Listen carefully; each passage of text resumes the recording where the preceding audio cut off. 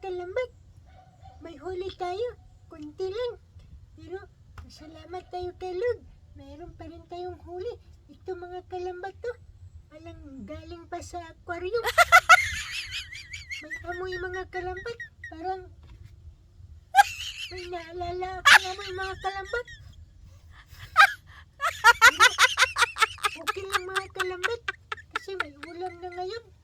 Mahirap lang kami mga kalambat. Kaya ito lang yung ulam namin.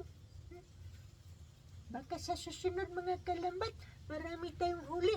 Pero ngayon, medyo maalon yung dagat.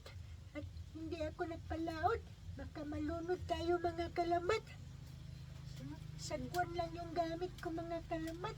So, marami-rami man din to mga kalambat.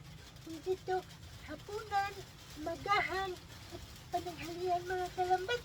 Kaya okay na rin to mga kalambat. Bye-bye kalambat!